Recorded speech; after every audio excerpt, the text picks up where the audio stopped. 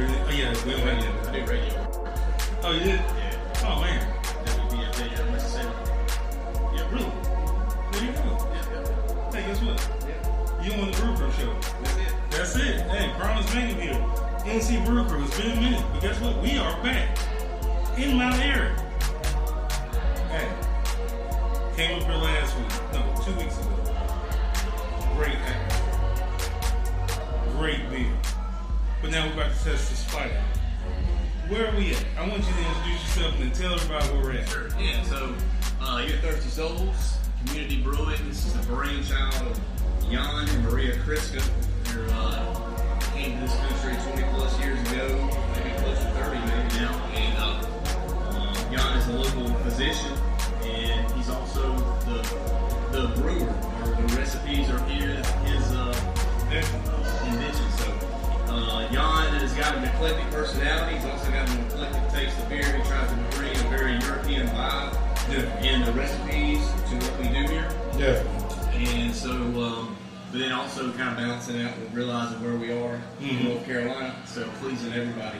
And so, I think we do some good things here by kind of combining the traditional type of Trappist brews or Abbey beers that the recipes that the monks had, and bringing in a little bit of a contemporary lagering techniques and things like this. Excellent. So, and where is he from in England? Slovakia. Slovakia?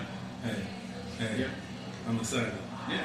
I'm really excited. Yeah. Well, let's get into the beers. All right. Good deal. So this person right here on my side here is our #1 seller.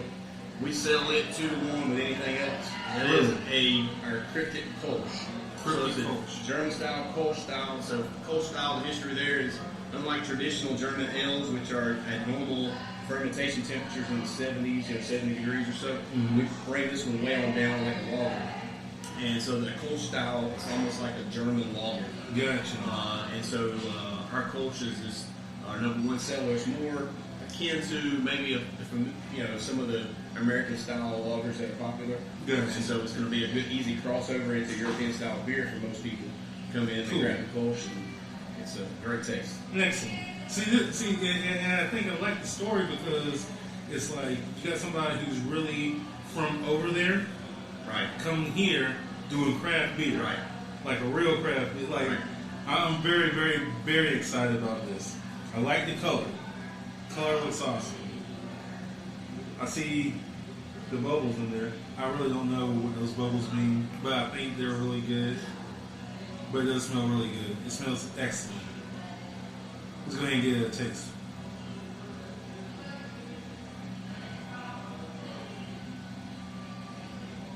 It's light. That's light.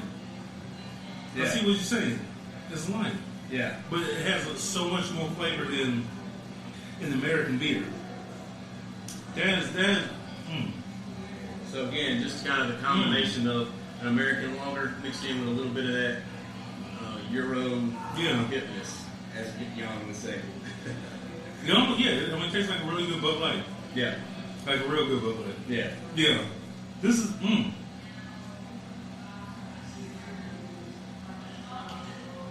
I like that. That's a summer beer. Yes, sir. All year round. That's our #1 seller year round. That's $2 a month. That's the one that goes. Yeah, it's nice. Yeah. Oh, I gotta tell you, I have ranked beers. Yeah. So we're on a scale of 1 to 5, and whoever wins out of this flight is the NCBrewCrew seal of approval. Okay, I got you. So that's exactly what it is. Okay. I'm gonna give this 3. Okay. I like that. It's nice and light. I definitely can knock back a couple of these. Definitely during the summer because it's going to get hot. Yeah. And I think this is going to combat that hotness. So Okay. I definitely like that. Okay. I'll give it a 3. I'll give that one a 3. Let's go to the next one. All right. So the next one up is going to be, again, we just journey around the world, so we're doing a little tour here. This will be a stop in South America, or you could, I guess it's North America, Central America, depending on where you say this originated. We call it Mexican lager, so it's in our backyard. Yeah. So, but the Vienna grain, is what is used in this, giving us a light color, it's the lightest grain you can have. Yeah. So it's going to be very akin to other Mexican lagers. You can't do anything crazy with it. except just lager the heck out of it, give it that nice, pure, crisp taste that lagers have. So That's what I'm talking about. It's a great lager. I had this. Now I remember having this. Like I said, 2 weeks ago. Very good. Yeah. That lime really brings it out. I mean, it is a very good beer. Yeah. I'm already going to rate this one. This is a 4 on my scale. Okay. It's a 4 on my scale. Okay. Why? Because I do like Mexican beer. Yeah. Okay? Yeah. Negro Modelo is number 1 for me. Then I might go to a Tecate or something like that. But Negro Modelo is number 1. But that, Not too shabby. not too shabby at all. Love the color. Nice amber color. Like, just nice. And like, hold on a second.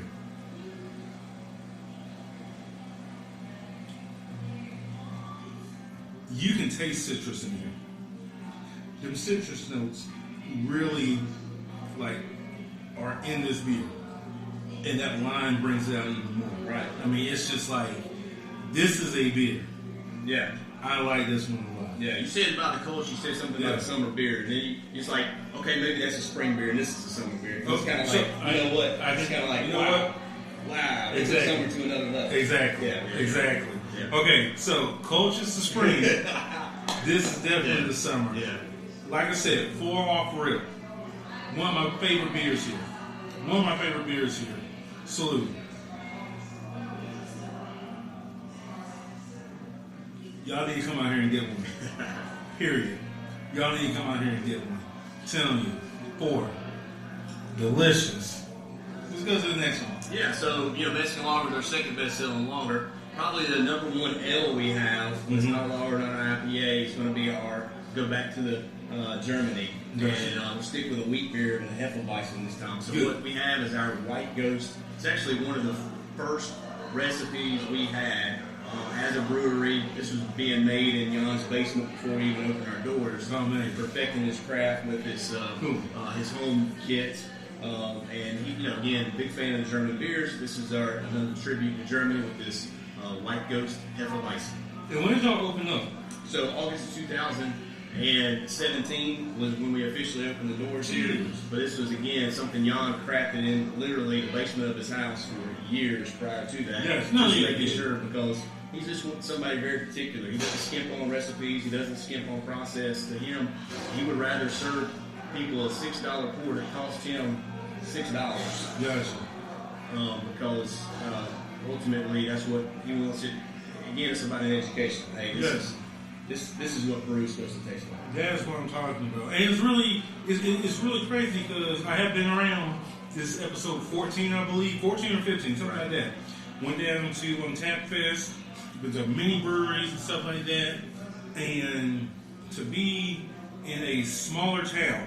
Now, last time I was in a smaller town was Rock Hill, South Carolina, Legal Remedy Brewing. Some of the best beer I ever had. Didn't even know South Carolina could brew really good beer like that. Did not know that. I swear on everything, this is probably the second best. Awesome. Second best small city brewery. Awesome. Straight up. So, Hefeweizen. Look at that color. I know they look all the same, but guess what? I'm telling you, the camera might be making it look, whatever. There are different colors. This one looks really nice. It smells nice. Okay? It smells clean. It's not over heavy and stuff like that. Let's go ahead and get into the taste. They still got little bubbles in here too. I think that's a good sign. Not 100% sure, but I think that's a good sign. Maybe we carbonated it, right? Yeah. Let's get into it.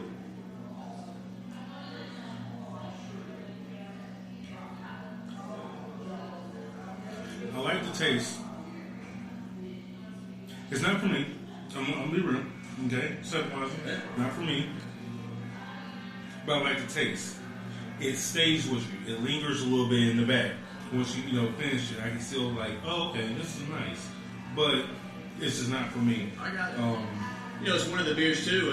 What's crazy is that the majority of our beers are unlike this in the fact that they're gluten reduced to the point where they can be considered gluten free. Really? Whereas with a wheat beer, we can't reduce that, so we don't use a You know what? reducer. And so it that has a different taste. There you go. But Okay, also, cool. You know, it's also more of that. You should get those notes of what we're looking for is notes of that banana, and it also has that clove finish. Right. And some people, Damn it, that's that right. Clove finish is just That's right. But then I couldn't put my finger on it. Yeah. Banana. Yeah. Why? Why does it have the what?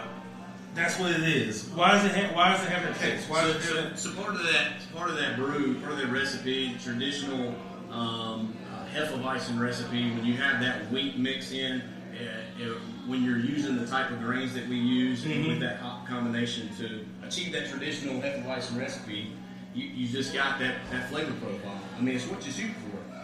Traditionally, you know you've hit the mark when it's like, oh, you know those notes of banana are right there. Obviously, it doesn't have banana in it, but it's just that flavor should be apparent. So if you taste it, we did something right. Let me tell you something. It tastes like that banana nut bread beer. Now, I forgot who it was, but it tastes it tastes like a light one of those. I got you. Excellent. Okay. You know what? 3.5. Gotta give it a 3.5. I probably couldn't down, all those whatever. I'm still on that Mexican beer. But, excuse me, when you said banana, it's like, that's what it is. Yeah. That's that taste. Yeah. Dang, nabbit. That's really good. So tell us a little bit about you. Like, what else do you do? Personally, me? Yeah. Yeah. I don't even know what all the different roles and hats are wearing. I know you don't. You're getting nowadays.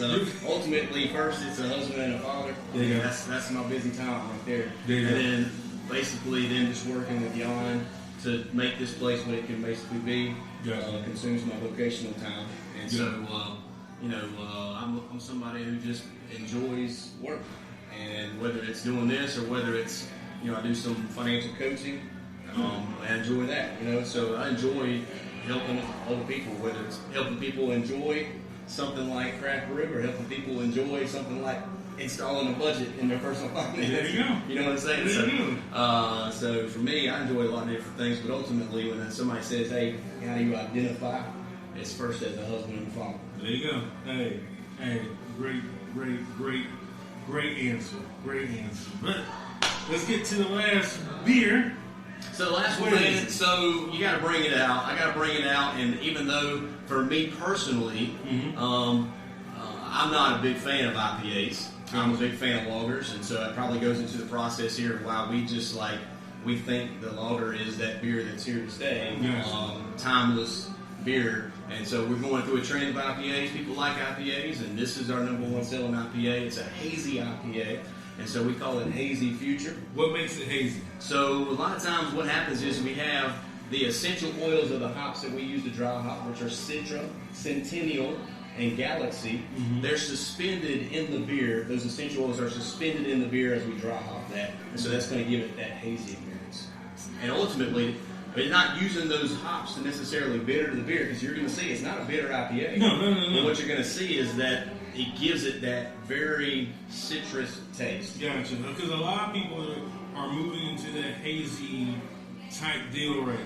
And a lot of people. So this would probably be the way where we say we bend to kind of what the market demand is. That's right. That's what I'm saying. Yeah. So it's kind of like, hey, you want that? Okay, let's just do that, because it's easy to do to the point of like it takes ingredients we already have for some of our other beers, right? So it's not off the wall recipe, but it's also one that we took a lot of pride. Like this is its 6th or 7th good brew, So each time we're just getting. Every time we pull it out, we're like, man, we did it right this time. Then the next time it's like, oh, we did it better this time. The next time, so each rendition of the hazy IPA, the hazy future that we do, we crafted each time. And so this is like I said, the 6th or 7th edition.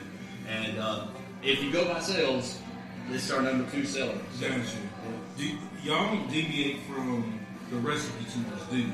So again, so these recipes came from trial and error in the basement of Jan Krista's house. Gotcha. Right? So he just took these traditional recipes, most of which came from the European style, not necessarily from an American style, and then he's kind of modified them with his, again, we're talking about a licensed physician here, so if somebody understands chemistry, right, it's going to probably be him, spending all these years in organic chem, right? So he's fine-tuned this with his little mad scientist routine in the basement, And what it's taken on is it's taken on his personality and his flavor profile, because for him it's kind of like, ultimately, I want this. I want to be able to enjoy this. That's what he's saying. Definitely. And so this is each time based on what he wants to tweak it.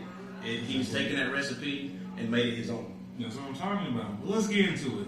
It's already hazy. I can definitely see that. Let's just go ahead and taste it. Let's just go ahead and taste it. Very floral, though. Mm-hmm. So you already know it's not IPA. Very floral. Very floral.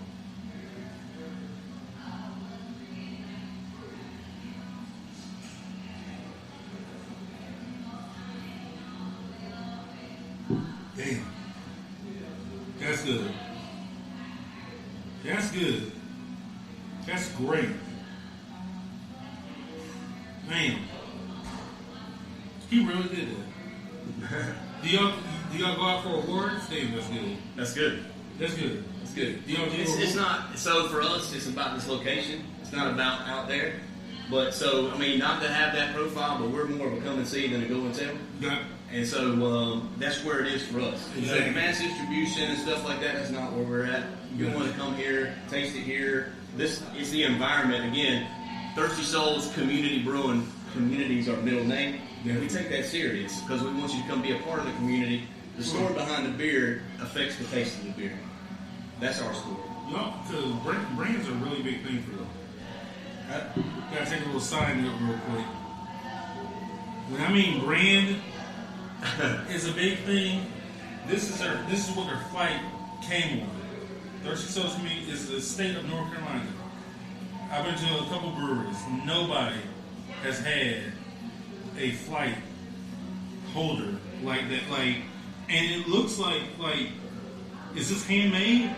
And so this is going to be a laser edge. Laser, Yep.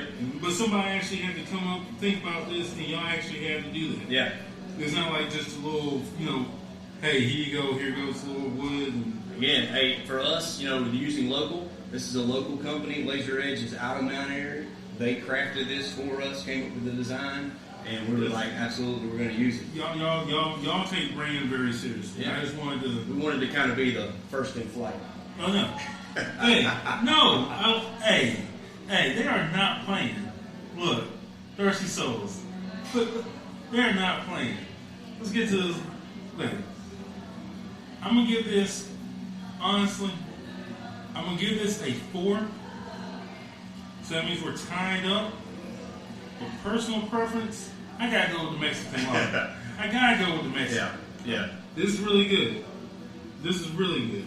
I got to go with the Mexican. Okay? That's tonight's NCBrewCrew seal of approval. The Mexican lager. Mexican lager. South of the wall Mexican lager. South of the wall Mexican lager. Hey. You have anything else to tell the people? No, I mean, we have a variety of other beers. We were able to show 4. So I picked them based on what was popular, the 4 most popular. But, that 5 through 18 is all pretty tight. Whether it comes to the Black Toe IPA we have, which is, we call it the Gateway IPA. There you go. Or some of the dark wheat we have. Yeah. So now we feature a summer sipping sour bar as well. So cool. With barrel aged sour. So little stuff like this. What we could get to tonight was our flagships. Yeah. They're good. They're good. That Mexican lager, that's number 1. Good. Y'all did that. Y'all did that, man. Anyway, Promise Mango. Up here, I would say down here, but I'm from Winston, so I had to come up here. Up here in my area. Hey, Thirsty Souls Community Brew. Hey, some of the best beer I've ever tasted. Straight up. Hey, I will be back. If you're ever in my area, come see us. That's why I have to say us, because it's a community. That's right. Got down the part of the community. That's right. That's it. That's right. Once in, always in. Hey, that's it. Thank you, Promise. Appreciate it. Oh yeah, what's up? Promise Mango, NCBrewCrew. We'll see y'all a little bit later. Peace.